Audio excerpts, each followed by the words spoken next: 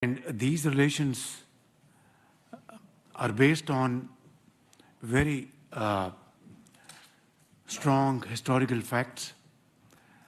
Austrian companies have been working in Pakistan from many decades. It's a different matter that this level of activity had declined in the recent past for a variety of reasons. But of course, companies like Doppelmayr, who have installed cable car in Patra, Murray, and of course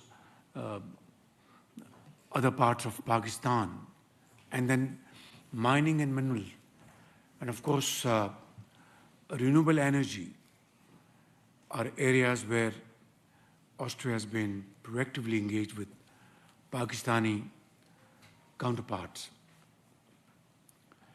Ladies and gentlemen,